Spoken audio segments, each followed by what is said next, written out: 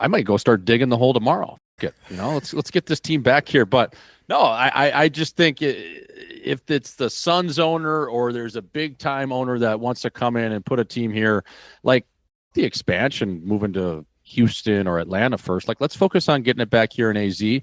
And I think, if it's done right, it'll last. And there's definitely a ton of hockey fans here. You can't be playing in Tempe and you can't be playing in Glendale. I mean, Glendale that's damn near Tijuana, boys. Like who wants to go out there on a Tuesday, drive 40 miles and, you can't even get drunk. You got to just leave your car there or go sober. So if you put it in the right spot, hockey for sure can make it here. And people definitely miss it.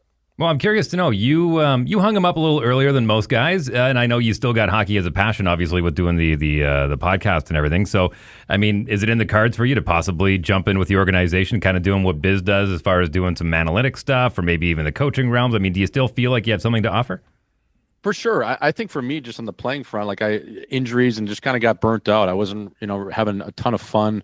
I was playing in Switzerland. I had a back concussion my last year there. So I was just I knew I wanted to get into this space. And I think, definitely in the future, I would love to get back into a front office or do something like that. But right now, I'm the people's insider, boys, self-proclaimed over here. I can help a team any way they want. I can get in and, do different things within the media, different things. Last year, even we had an alternate cast with Hockey Night in Scottsdale where we were calling games on a local channel, like stream for the Coyotes. And obviously when the team fell through, that kind of went to the ship, but definitely doing something on the sides of growing the game, bringing that uncut, unfiltered, yet being able to articulate and have some knowledge within the game is kind of where I find myself at best, a cross between comedy and hockey. And yeah, I would definitely love to team up with whoever it would be, but we got to focus on getting a team here first, getting an arena. Schmaltz, I've been a big fan of yours for a bit. I think I've been following you for about 6 months. Like you mentioned, the comedy touch to hockey, and I think you do a fantastic job. But if, let's say, you're sitting down with the guys who are going to end up paying to dig the hole in Arizona, or somebody listening to the show that has no idea who you are, what's your 30-second elevator pitch? Who is Jordan Schmaltz? What does he do?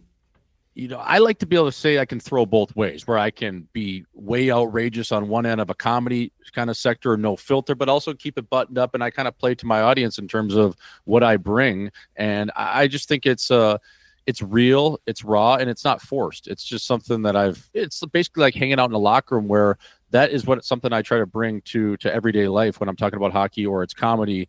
It's just something that, you sit down and you hold court within a locker room. So if I'm giving a pitch to someone, it's like I can be almost an ambassador to your team. I can not only connect in a different way, I think, on a multiple levels of different ethnicities or all walks of people, but also have a knowledge of the game, playing for 9 years pro and being a high first round pick, and ultimately not playing as many games as I thought, but it is what it is. I just think I have the ability. My best attribute, I would say, is probably the ability to connect with people and also just shine some light on humor and realize this isn't that serious, fellas. Yeah, no, you said that right. Now, by the time this airs, you'll have already done it, but I'm curious to know, from what I understand, you've got kind of a Kill Tony live show setup that you guys are doing. Tell me about that.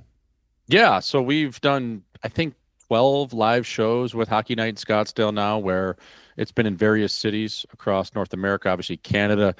We have a big following in certain select cities. We did our first show ever actually at Cowboys up in Calgary. How are you? Great spot up there. We've been to Toronto. We're doing a show here in Vancouver at the Roxy coming up. Fired up for that to get to Vancouver. So we've done shows in Canada and also in U.S. cities like St. Louis, Chicago, New York, Buffalo. So yeah, it's improv. It's a little bit of written bits, and it's also just kind of a live podcast. So I would say kind of that tri-blend of three different things coming into one.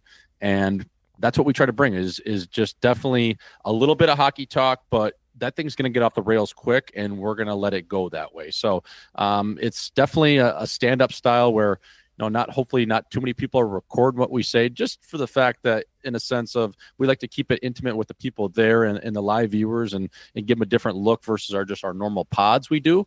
But it's a lot of fun. I love getting on stage, and it gives you kind of that same feel or that same just jitterness as you would go out kind of coming through the tunnel, going out for a game, whatever it is in the National League or whatever league. It just gives you that same kind of juice flowing through the veins. And that's what I find that I really like is you got to get out there and you got to perform. And Like I say, you got to put your chin on the line. So. Hey, more hockey content. It's might be old, it might be new, it might be a full episode, it might be a half episode, but you can click these boxes because who doesn't like clicking boxes?